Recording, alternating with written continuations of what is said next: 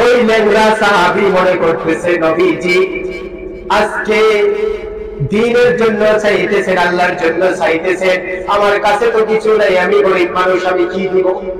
চলে গেলেন ইহুদির বাগানে। ইহুদির বাগানে গিয়ে বলতেছেন, ইহুদি আমার নবী আজকে রুমাল বিছিয়েছেন, আল্লাহর জন্য চাইতেছেন, আমার কাছে কিছু নাই দিবার জন্য, আমি একজন সক্ষম লোক নয়, আমি অক্ষম লোক, আমার দেখো একটা হাত নাই, আমার বাড়ির মধ্যে কাজ করার মতো কেউ নাই, আমি একজন গরিব মানুষ, আমার ঘরের মধ্যে মাল সামান কিছুই নেই আল্লাহর রাস্তায় দেওয়ার জন্য। আজকে আমার নবী চাইছে, এই সুযোগ আমি মিস করতে চাই না। এই ইহুদি শোনো, আমাকে একটা দয়া করে কাজ দাও, যে কাজের বিনিময়ে তুমি আমাকে কিছু হাদিয়া দিবে, সেই হাদিয়াটুকু আমি আল্লাহর রাস্তায় দান করবো। দাও করেন নাকি? সুবহানাল্লাহ বলে আরো জোরে, আরেকটু আস্তে। অন্য জায়গায় আস্তে বললে জোরে বলে, এখানে বেশি বললে আওয়াজই নাই। ওই সাহাবী ইহুদিকে যখন এই কথা বলতেছে, ইহুদি বলতেছে শোনো, এই যে দেখো বাগান, খেজুরের বাগান দেখা যায়, এই যে দেখো বালতি, বালতি নাও আর কই কুয়ার থেকে পানি উঠাও, পানি উঠাও আর খেজুরের গাছের গোড়ার মধ্যে ডালো, এক বালতি পানির বিনিময়ে তোমাকে একটা খেজুর দেওয়া হবে। কয়টা খেজুর? কয়টা? এক বালতির বিনিময়ে। এরকম ছোট বালতি পাতালি, বড় চামড়ার বালতি। আমরা এই যে মেওয়াত সাইডে সফর করছি, হারিয়া এদিকে আছে মেওয়াতে, সাহাবায়ে কেরামের নকশায় কদমে তারা চলে। সাহাবায়ে কেরামের যেটা চাল চলন ব্যবহারের বস্তু পাওয়া যায়, যারা যেভাবে পানি উঠাইতো সেরকম ভাবে, সেরকমই কুয়া আর সেরকমই বালতি, চামড়ার বালতি, এত বড় বড় চামড়ার রশি এরকম করে টান দেয়, চরক আছে না চটকি, টান দেয়, ডানায় প্যাঁচ দেয়। এই বালতি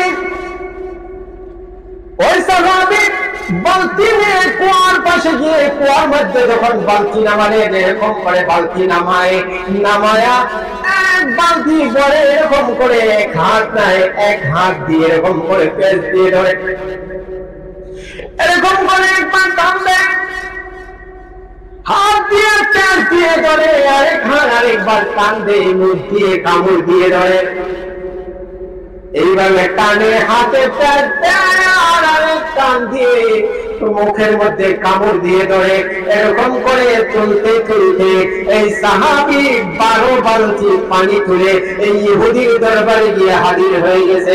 ইহুদির কাছে গিয়ে বলতেছে, ইহুদি এই যে তোমার বাগানের মধ্যে আমি 12 বালতি খেজুর ডাললাম, 12 বালতি পানি ডাললাম, 12 বালতি পানির বিনিময়ে আমাকে 12টা খেজুর দাও।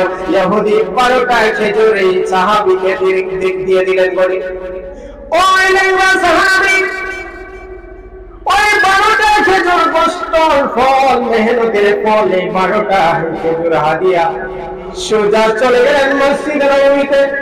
মসজিদে নববীতে গিয়ে নবীজি রুমাল বিছিয়ে বসে আছেন, নবীজির রুমালের মধ্যে ওই সাহাবী এই 12টা খেজুর নিয়ে রাখলেন।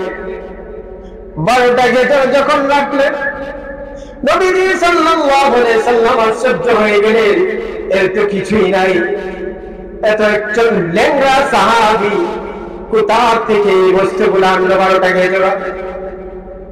নবীজি সাহাবার দিকে তাকিয়ে দেখে সাহাবার মুখ থেকে রক্ত পড়তেছে, বেবি হাত থেকে রক্ত পড়তেছে।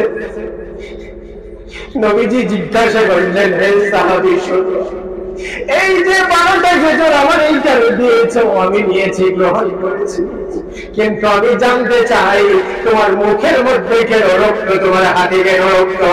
ওই সাহাবী বললেন, ইয়া রাসূলুল্লাহ, ইয়া হাবিবাল্লাহ, আমার ঘরের মধ্যে কিছু নাই, আপনি আজকে দিয়েছেন দিনের জন্য, আল্লাহর রাস্তায় দেওয়ার জন্য আপনার জানিয়েছেন, আপনি রুমাল বিছিয়ে বসিয়েছেন, সবাই জিতে শুরু করেছে, আমার মন মানাইতে পারি না, আমার কিছু নাই, আমি কি দিয়ে শরীক হবো এই রুমালের ভেতরে?